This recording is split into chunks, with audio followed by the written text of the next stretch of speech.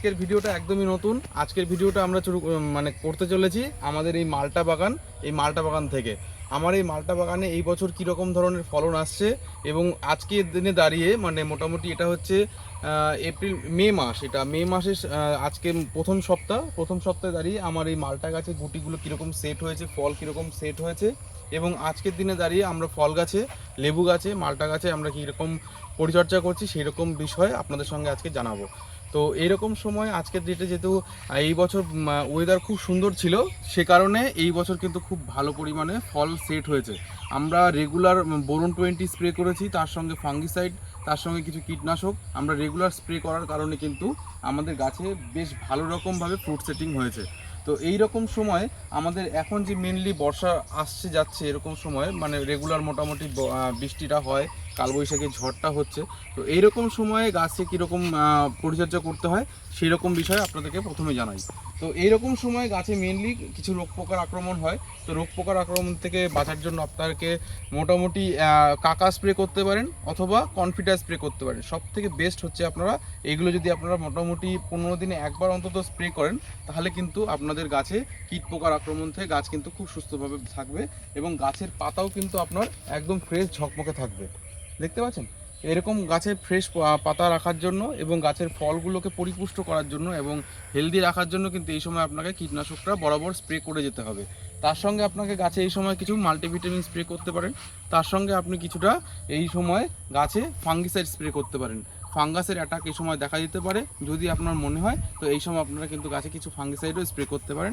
Normal Bavistin বা sub fungicide আপনারা এই গাছে মোটামুটি স্প্রে করতে পারেন 15 দিন অন্তর অন্তর যদি আপনারা স্প্রে করেন, তাহলে কিন্তু গাছের আর কোনো ফাঙ্গাস অ্যাটাকের এই মুহূর্তে আসার চান্স থাকবে না।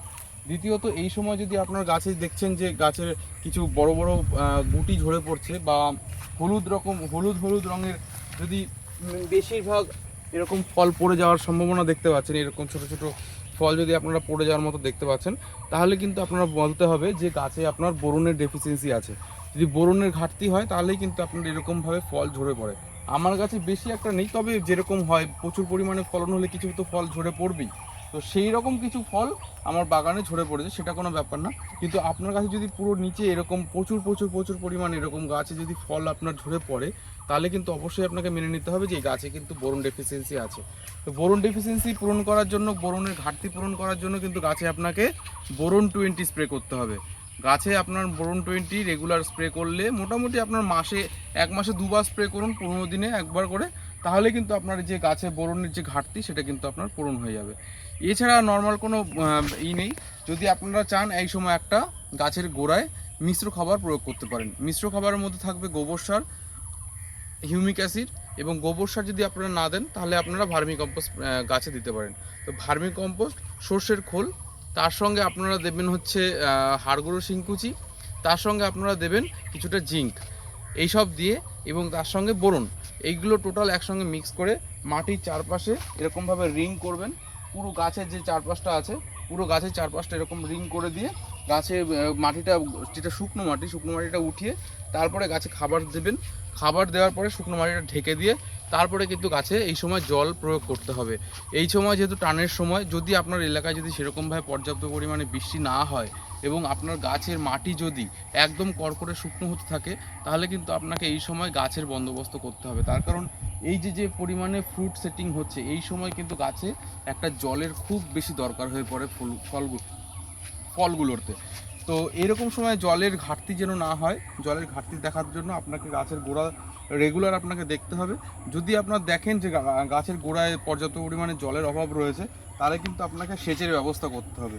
জলের প্রত্যেকটা গাছের গোড়ায় কিন্তু আপনাকে এই সময় জল দিতে হবে, নাহলে কিন্তু যে কোনো সময় আপনি দেখবেন যে গাছের থেকে কিন্তু ফলগুলো আপনার ঝরে ঝরে পড়ে যাচ্ছে। তো এই নর্মাল বেসিক কিছু আপনাকে ট্রিটমেন্ট করলেই কিন্তু গাছে যে কাঙ্ক্ষিত ফল সেটা আপনারা পেয়ে যাবেন।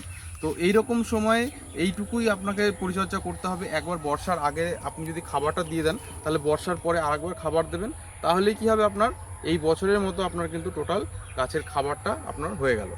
আচ্ছা, দ্বিতীয় কথা হচ্ছে এই সময় ফল আমার আসার কোনো সম্ভাবনা নেই, তার কারণ এটা আমার মালটা, এটা বছরে একবারই ফল হয় এবং শরৎকালে আমরা ফলটা তুলব। তার সঙ্গে আমাদের পাশাপাশি যে কমলা লেবু বা এছাড়া যে বিভিন্ন রকমের লেবু জাতীয় গাছের যে আমাদের চারাগুলো রয়েছে, আপনারা যদি আমার কাছ থেকে এই চারাগুলো কালেক্ট করতে চান, আমরা অনলাইনে আপনাকে প্রোভাইড করতে পারবো। এছাড়া যদি আপনারা আমাদের এখানে ভিজিট করে অফলাইনে নিতে চান, তাহলে আপনারা আপনাদের নার্সারিতে ভিজিট করতে পারেন। আমাদের ঠিকানাটাই হলো কল্যাণী ঘোষপাড়ার থেকে আপনার অটো টোটোতে আসবেন, 5 মিনিট সময় লাগবে। সেক্ষেত্রে আপনার হচ্ছে কল্যাণী ঘোষপাড়া, এটা অ্যাকচুয়ালি গ্রাম, এটা চরসরাটি। কল্যাণীতে নামলেও হবে, আমাকে ফোন করে নেবেন। আমার ফোন নাম্বারটি হলো 8585 023055। আপনারা চাইলে আমাকে এই নাম্বারে ফোন করতে পারেন, অথবা আমাকে এই নাম্বারে হোয়াটসঅ্যাপও করতে পারেন। তো এছাড়াও আমাদের বিভিন্ন রকমের কমলা লেবুর জাত, যেমন দার্জিলিং জায়েন্ট থেকে শুরু করে আপনার ছাতকি কমলা, এইসব আমাদের কাছে অ্যাভেলেবেল রয়েছে। বা ডেকোপন বা হলো পাকিস্তানি মালটা থেকে শুরু করে ভিয়েতনাম মালটা, তারপরে সিকিম মালটা, যাবতীয় যত রকমের মালটা বা লেবু জাতীয় গাছ হয়, সমস্ত কিছু আমাদের কাছে কিন্তু অ্যাভেলেবেল রয়েছে। আপনারা যদি চান তাহলে আমাদের সঙ্গে কন্ট্যাক্ট করে আপনাদের প্রিয় গাছটি আপনারা বাড়িতে বসে পেতে পারেন। তো আজকে এই পর্যন্তই। আমাদের সঙ্গে থাকবেন, চ্যানেলটিকে সাবস্ক্রাইব করবেন, ভালো লাগলে ভিডিওটিকে লাইক করে দেবেন, এবং চ্যানেলে আপনারা নতুন কোনো ভিডিও দেখতে চাইলে আমাদের কমেন্টে জানাবেন। অবশ্যই আমাদের ভিডিওটি কেমন লাগলো সেগুলো কিন্তু অবশ্যই আপনারা আপনাদের মতামত আমাদের কমেন্ট সেকশনে জানাবেন। তো আজকে এই পর্যন্তই, ধন্যবাদ।